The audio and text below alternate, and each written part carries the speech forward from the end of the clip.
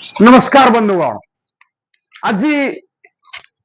आम स्वतंत्र Odisha live channel तरफ आउ एक प्रसंग उपरको आपन को नहीं जाऊछु। से प्रसंगटी सारा भारत वर्ष रे चर्चित एवं चर्चा रे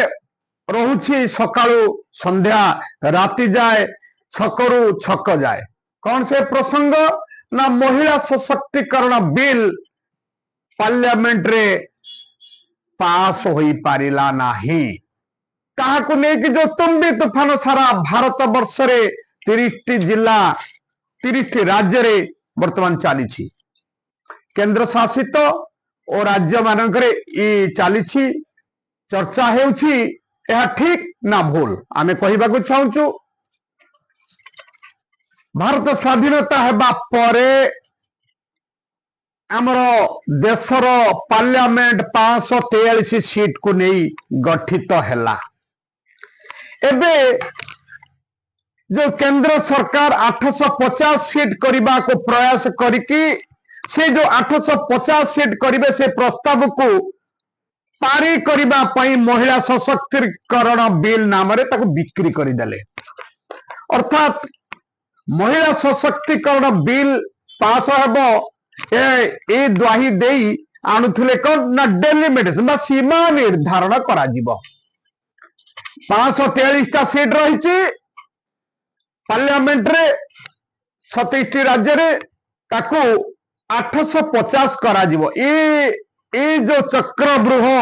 ए चक्रव्यूह कौन ता आगुरु 850 सीट भी बसई दैछंती केंद्र सरकार नुआ पार्लियामेंट सौध करी।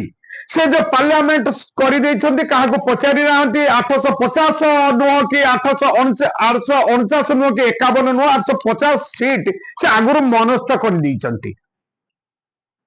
किंतु कथा होछि बंधुगण 2018 मसीहा रे ओडिशा रे पास होइतला महिला सशक्तिकरण बिल। ये ओडिशा विधानसभा रे पास होई नथिले मध्य ओडिशा रे जो सरकार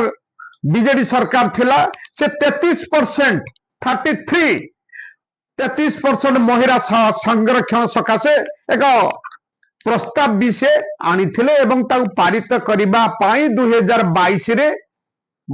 जो पंचायत राज निर्वाचन हला सेथिरे से टिकट भी देइथिले। ये ओडिशा रे हला किंतु आमे 2023 रे केंद्र सरकार जो भाजपा सरकार केंद्र रे रहिले सी महिला आरक्षण बिल पास करिगले। महिला आरक्षण बिल के से माने पास कले जहां कि तुम्बी तूफान कले एवं बाहबा नेले जे पास हैला। पुनी एबे कोन से बिल पास हेबो 2023 रे तो पास ही सरछि। एबे केवल महिला संरक्षण सशक्तिकरण नाम रे ए 850 सीट जो वृद्धि हम 543 रही आ 300 सीट 300 सीट जो वृद्धि पाइब ताहाको माध्यम कले। किंतु बंधुगण सीमा निर्धारण हो आमर माने नाही। किंतु आमे तो चिंता करिबा कथा साधारण नागरिक जने बुझिबा कथा जे प्रत्येक जन सांसद जो 543 जन सांसद अछंती आमे तथ्य अनुसार कहूछु ए जो 543 जन सांसद एमानको प्रति मास 8 रु 12 लाख टंका लेखाए एमानक पीछे सरकार तहबिल खर्च होउछि। जदि मास को 10 लाख खर्च हुए ताले वर्ष को कोटी टंका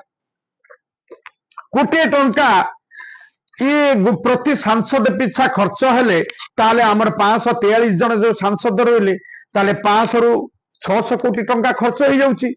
एमान को वर्ष को मास को खर्च हो 500 रु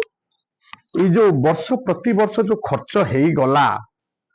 कोटी टंका लेखा गोटे सांसद से अनुसार 543 जन सांसद 550 कोटी टंका कि 600 कोटी टंका खर्च हो से कथा से सरकार तहबिल जाउछि। जनता जनार्दन से अर्थ देउचंती या सांगु को कौन रही सेमानकर अपार्टमेंट दिया जाउछि सेमानको विमान भड़ा दिया जाउछि सुर रिहाती रे एवं जो रेल रे जाउचंती बस रे जाउचंती गाड़ी मोटर रे जाउचंती तांको पई भी सुविधा देउचंती या सहित मागणा 50,000 यूनिट रे बिजुली भी मागणा दिया जाउची 50,000 यूनिट रे साधारण लोक 300 यूनिट बिजुली पाउना किंतु से मागणा 50,000 यूनिट विद्युत भी दिया जाए खाली से लक्ष लक्ष लिटर पानी से व्यवहृत होची पार्लियामेंट ताकर जो संसदीय क्षेत्र जो रही निज संसदीय क्षेत्र हो कि पार्लियामेंट रे से जो घर नहीं सौध तैयारी होची सेठारे जदि ये जो वार्षिक खर्च एबे देश आगु को बढ़ुची एमानक पाई 1500 कोटी टंकार बजेट पुणी बढ़ी जीवो 1500 कोटी जेतिकी टंका खर्च होउची तेणु ये जदि हबो ये संसद बढ़ी गले पाखापाखी 1500 कोटी टंका खर्च होबो आसीबो कोठो वर्तमान ये संरक्षण नारे सीमा निर्धारण ये जो संरक्षण नारे महिला बिल टाको तापरे लदी देले जे आमे महिला बिल पास करिया को चाहूतलु किंतु मूल लक्ष्य थिला संरक्षण ये जो संरक्षण अर्थात 2029 रे जनगणना हबो जनगणना परे केते लोक संख्या हैला को निर्वाचन मंडली रे केते लोक संख्या हला ताको भित्ति करी तमे सीमा निर्धारण करी थांतो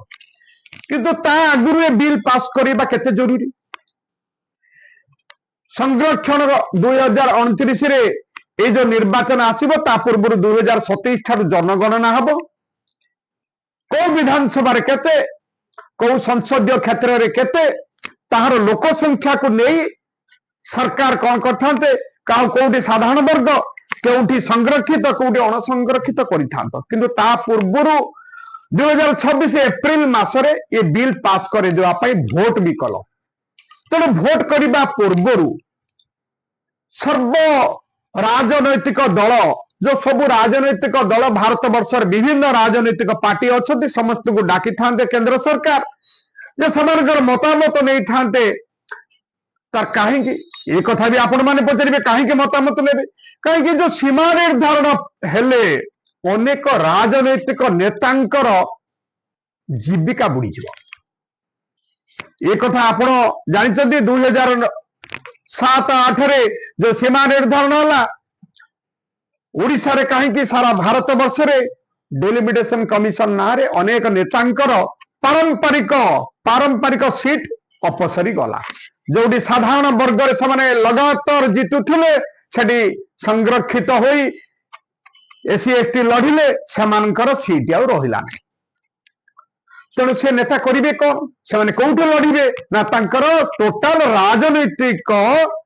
कारुकार्य बंद होई गला ठप होई गला तेणु ये जो डेलिमिटेशन हबो 2029 रे होइथांता आपण माने एकटा जानिबा दरकार जे आगरे ये संरक्षण करिबा पूर्वरु 2000 आगरे जनगणना दरकार केते साधारण वर्ग अछंती केते ओबीसी अछंती केते महिला अछंती केते एससी अछंती केते एसटी अछंती एमानको पार्ट बाय पार्ट जतबळे करा जाय थांता तेणु सेही आधार रे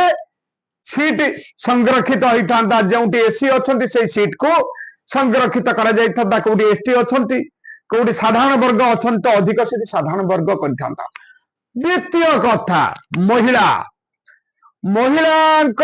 समस्ते कांदुछंती किंतु महिला केते दूर न्याय पाउछंती आपण माने देखिथिबे गोटे पंचायत रे सरपंच महिला हेले किंबा चेयरमैन जदि महिला होउछंती सेठी स्वामी सरकार चालुची स्वामी माने राजूत करिछंती जदि महिला विधायिका होउछंती स्वामी सेठी सबु मामलतकार साजुछंती जदि महिला सांसद होउछंती तांको